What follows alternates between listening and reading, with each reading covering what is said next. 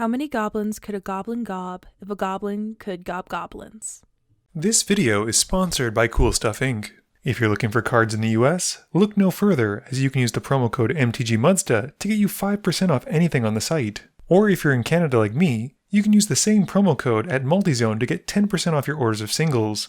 If cards aren't what you're looking for, Original Magic Art has playmats, tokens, and sweet art that you can use that same promo code to help you get 5% off your order there. And if you just want to help out the channel, you can always consider becoming a patron for as little as $1 a month and join the generic Goblin Gang. Hey gang, and welcome back. Today's game was filmed at Multizone, and that's right, you didn't read it wrong. There are 2 Runo decks in this game. First up, Miguel is playing Runo, keeping 2 Swamps, Obnixilis Reignited, Dread Return, Soul Ring, Into the Royal, and Command Tower. Maxwell is playing Runo as well, keeping a Reform, Witch's Cottage, Serpentine Ambush, Sir Conrad, Spark Double, Mystic Sanctuary, and a Swamp. Dom is playing Kethis, keeping Arid Mesa, Woodland Cemetery, Enlightened Tutor, Vampiric Tutor, Eternal Witness, Obnixilis Reignited, and Garruk Cursed Huntsman. Mathieu is playing Hofri, keeping Mother of Runes, Solemn Simulacrum, Combustible Gearhulk, Fabled Passage, Mountain, and Sajiri Shelter. Maxwell wins the die roll and starts us off. He plays a Swamp and passes. Dom plays an Arid Mesa, passing. Mathieu plays a Sajiri Glacier, which comes in tapped.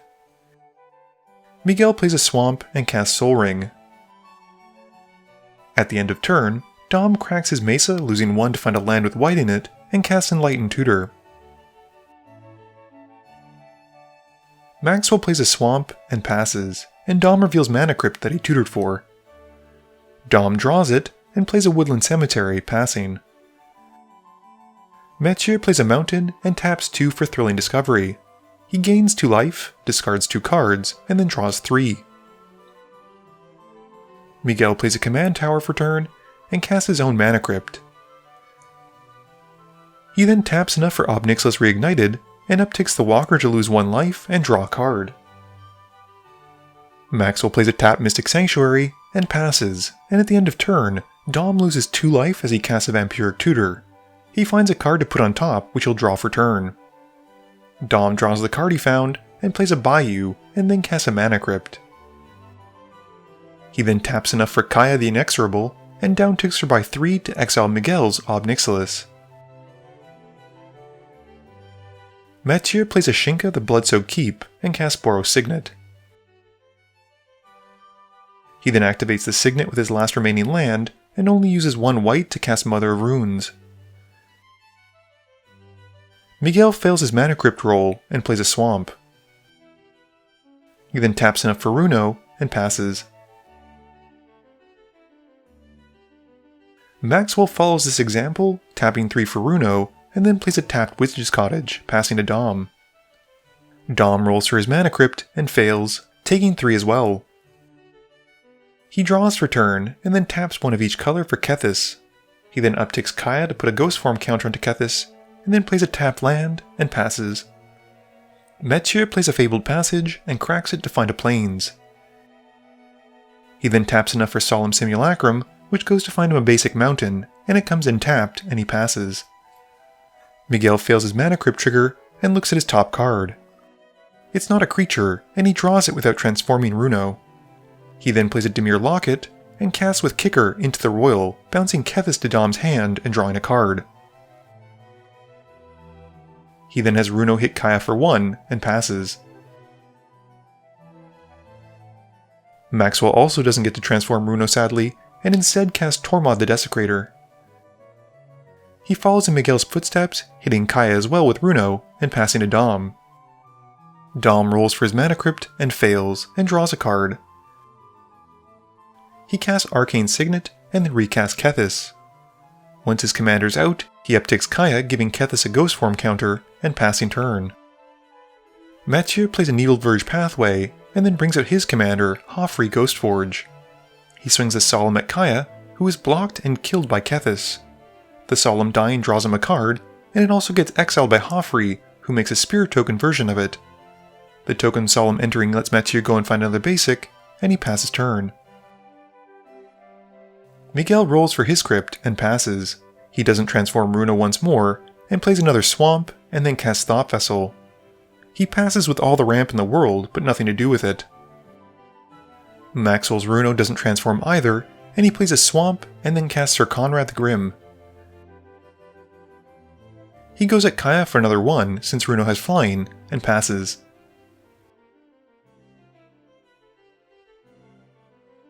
Dom passes his Mana Crypt flip, and draws. He plays a Swamp for turn, and brings out an Eternal Witness, who enters, and returns to his hand Vampiric Tutor. He then upticks Kaya to give the Witness a Ghost Form counter as well, and we then see Garruk Cursed Huntsman hitting the stack, which is countered by Miguel with a negate. Mathieu plays a Tap Needle Spires as his land drop, and casts a Cavalier of Dawn. It enters, destroying Dom's Kaya, and giving Dom a 3/3 Golem token. Mathieu then swings a Solemn Spirit token at Miguel, who blocks with Runo, and with nothing else, he passes. At the end of turn, Miguel cracks the Dimir Cluestone, drawing cards and then becoming very disappointed as he draws what would have transformed Runo to his hand.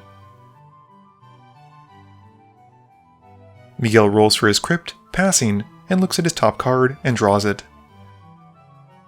He plays an island and then taps 6 for Tolarian Kraken, which would have been his top card had he not used the Cluestone.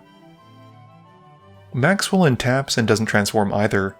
He casts a Reefworm and then swings Runo at Mathieu for 1. He then passes to Dom. Dom passes his Mana Crypt roll, and then casts Vampiric Tutor on his upkeep. He loses 2, and finds the card he wants to draw for turn. We get to see what it is as he taps 7 mana in his main phase to drop Eugene the Dragon Nerd. He then downticks the Walker by 6, exiling most of the board. Surprisingly, the Solemn Simulacrum token sticks around because it's colorless, and Dom passes.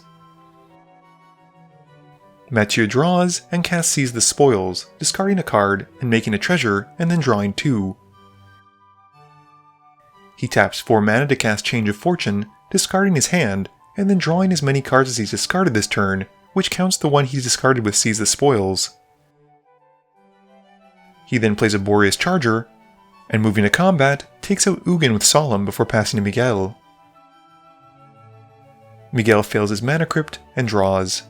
He plays a Bajuka Bog, exiling Dom's Graveyard, which is probably for the best considering who his commander is. Miguel then recasts Runo and passes turn. Maxwell draws, does the same, and recasts Runo and passes. Dom rolls for his Mana Crypt and fails, taking 3. He recasts Kethis and then drops Ob Nixilis the Reignited. He upticks the Walker, losing 1 and drawing 1 and passing turn. Mathieu's main phase has him casting Layla the Blade Reforged, and he goes to combat. He swings Layla at the last Planeswalker on the field, and he exiles his top card and puts a +1/+1 counter onto her. Dom blocks with Kethis, who does take her out though. In his second main phase, Mathieu casts the exiled card, a Secret Rendezvous, and he and Maxwell draw 3 cards. Mathieu then casts a Burnished Heart and passes turn. Miguel rolls for his Mana Crypt and passes, and then plays a Millikin. He goes to combat, swinging Runo at Ob Nixilis for 1. At the end of turn, he passes, while Maxwell casts a Brainstorm. He draws 3 and puts 2 back, setting himself up for his turn. Maxwell draws for turn, revealing Octavia, Living Thesis, and transforms Runo into Crothis, Lord of the Deep. He puts to stack an Incarnation technique, and decides to demonstrate it, getting himself an extra copy of it, and giving a copy to Mathieu. Miguel counters the real one with Hinder, and bottoms it, but Maxwell still gets a copy, although I think there's a bit of a mistake since Mathieu should probably have also gotten one as well. Either way, Maxwell hits Garuda from his hits, which then comes in and mills the table for 4 each. He keeps his copy of Deadeye Navigator, and pairs it with Garuda as it comes in. Moving to combat, Crothis then hits Miguel, and he passes turn. Dom draws and upticks Ob Nixilis, losing 1 and drawing another card. He then casts Kamal Druidic Vow, where X is 8. He hits some lands, Garruk Wildspeaker, a Johnny the Great-Hearted, and Jeru with Open Eyes. With Jeru coming in, he finds and puts to hand his copy of Elspeth, Sun's Champion. Dom then upticks Garruk to untap 2 lands, and cracks the polluted delta he'd gotten from the vow to lose one and try and go and find a land. He surprisingly fails to find, which is kind of funny. Dom then needs only pay 5 since Kethis reduces the cost of Elspeth by 1, and then once she's out, he downticks her to wipe the board of big creatures. He then downticks Ajani to put a +1/+1 counter onto his creatures and a loyalty counter onto his walkers. Mathieu untaps and draws. He plays a Battlefield Forge for turn and recasts Hofri. He loses 1 from tapping the Forge for red to evoke an Ingot Chewer, which comes in and blows up Dom's Mana Crypt.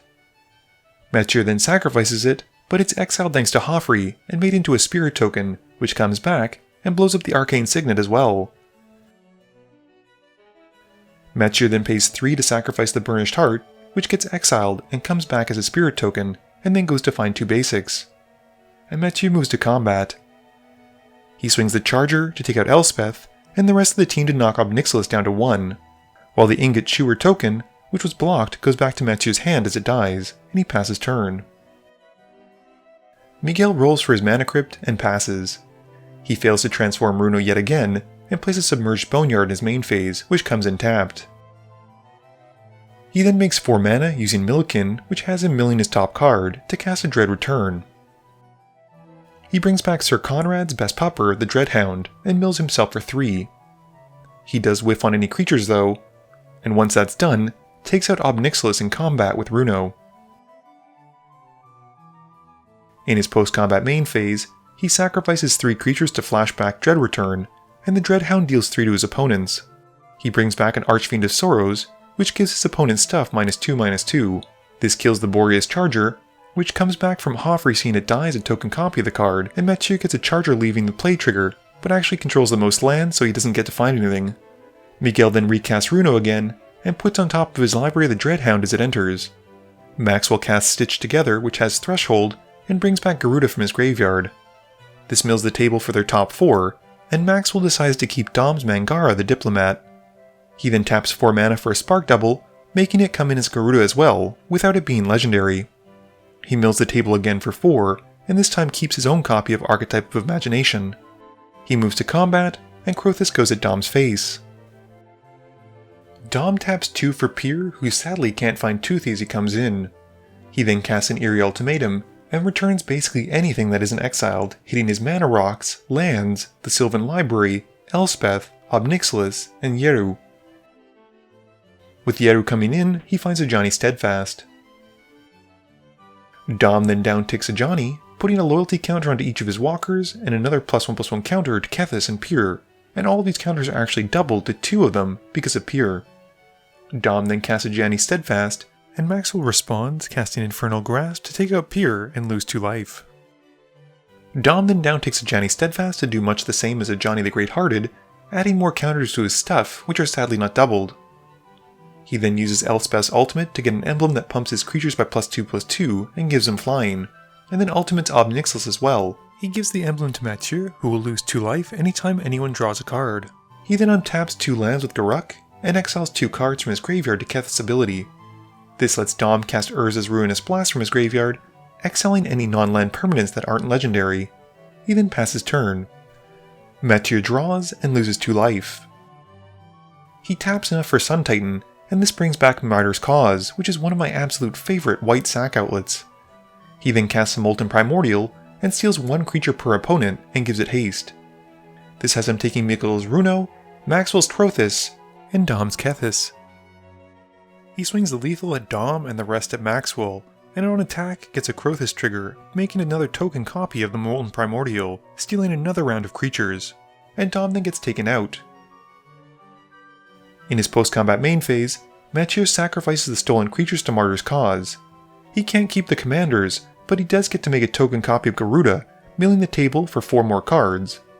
He ends up keeping Miguel's copy of Blitzleech, and once that's done, sacrifices the Sun Titan, and then it comes back as a token copy, bringing back the Giver of Runes, and passing to Miguel. Miguel draws and passes. Maxwell draws and then casts an Ancient Excavation, drawing another 6, and then having to discard that many. And Mathieu also takes 12 because of the emblem. He then casts Octavia for only 2 blue since her cost is reduced because of how many instants and sorceries he has, and he passes turn. Mathieu draws for turn and pays 1 white, plus another 8 colorless for ward to cast Path to Exile on Octavia. She gets exiled, and Maxwell goes to find a land.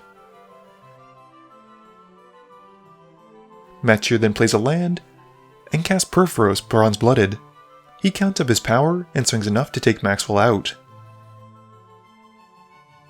He then passes turn, and at the end of turn, Miguel flashes out Thrix the Sudden Storm. Miguel draws and asks what's in Mathieu's yard. He then swings at him for 4, and once that's done, casts Deadly Dispute, sacrificing Thrix. He draws 2 cards and makes a treasure token, hoping to find an answer. He doesn't have one though, and plays out what I think is a Deep Sea Kraken, although it won't be enough. Mathieu draws, and all he needs to do is turn his board sideways to win the game. Game review time. So it's pretty fun to see 2 of the same deck in action, and it's fun to see the difference in card choice between the 2 of them. I think Miguel was more focused on a budget-friendly deck since a lot of his cards were uncommon and common, whereas Maxwell wasn't limited by this. From what we saw though, it didn't seem like either were particularly strong or had an advantage over the other, although I will say that Maxwell having Brainstorm allowed him to flip Runo, which seemed better than what Miguel had. Dom's Kethis deck seemed like an excuse to play Abzan Planeswalkers, and I'm for it. Being able to use cards like Ajani Steadfast and Ajani the Great-Hearted allow you to use your ultimates much faster, and Pure also helps out a lot too. Unfortunately though, with any kind of Planeswalker deck, you tend to get a big target on your back. Mathieu's Hofri deck was fantastic, and any time I see a new commander that somehow makes creatures into tokens, I'm often left wondering if they wouldn't be better than Trostani. It's a tough sell for me to swap to Boros though, but I am still wondering about Girid and being Naya. This video wouldn't be possible without the help from my sponsors, Cool Stuff Inc., Multizone, Original Magic Art, and Alter Sleeves. But it definitely wouldn't be possible without the help from you, the viewers, and my patrons. So I just want to say thank you for watching, and to remember, friends are just opponents